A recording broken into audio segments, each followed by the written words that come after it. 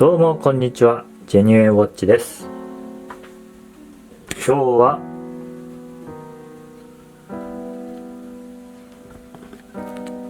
この緑のダイヤルカラー SARX071 のレビューをしていきます。ダイヤルは光沢のある緑色です。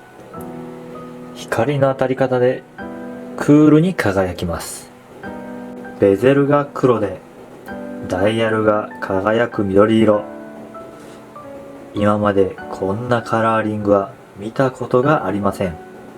面白いですね。銀色でスマートな針の形。こちらの自針分針の先端には白のラインが入っていて、より時刻を読みやすい仕様になっていますね。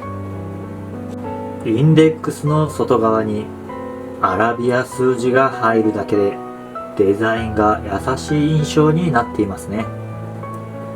この緑色のモデルに関してはこのアラビア数字はなくてもよかったかなというのが私の正直な感想。インデックスの内側に夜光塗料がついていますね。どんな風に光るかというとこんな感じに光ります。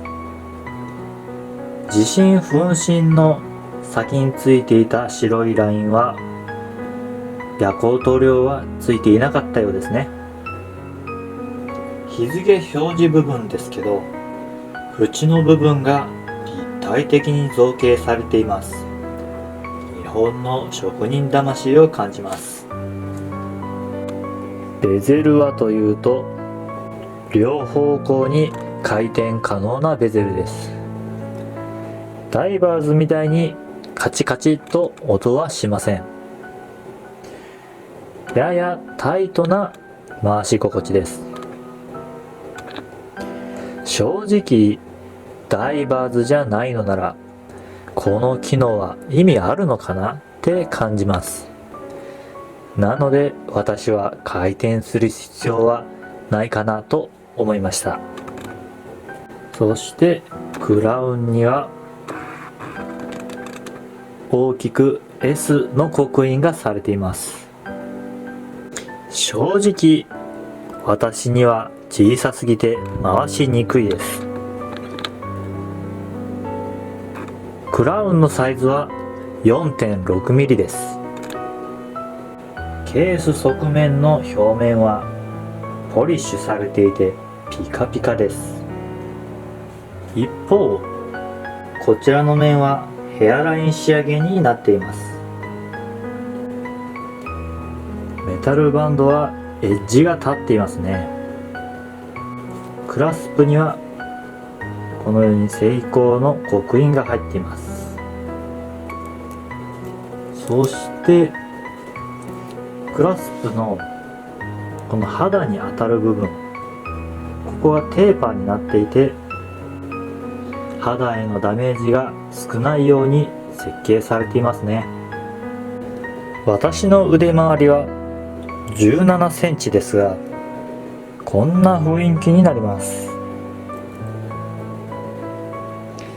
正直このカラーリングにどんな服が合うのか想像できません。こんな服に合うよって誰か教えていただけると幸いです。最後に商品のサイズやマテリアル等を記載しますね。サイズから見ていきましょう。幅が 41.3mm、 クラウンを含むと 44.2mm、 ラグからラグが 48.3mm、 厚みが 11.3mm、 そしてラグの幅は 20mm となっています。ムーブメントは最近主流の 6R35。 続いて材質です。ケースはステンレス、ガラスはサファイアガラスで内面無反射コーティングが施されています。バンドの材質はステンレスですがこちらにはダイヤシールドが施されているので、傷にはかなり強い仕様となっています。このモデルには白と黒のダイヤルのバージョンもあります。気になる方は URL を説明欄に貼っておくので、そちらも見てください。あなたは何色のモデルが好みですか？このチャンネルはいろいろな最新の時計のアンボクシングをするチャンネルです。昔のモデルの中で私が好きなものも紹介していきます。もし気になる方はチャンネル登録をして最新の動画をゲットしてください。それではまた会いましょう。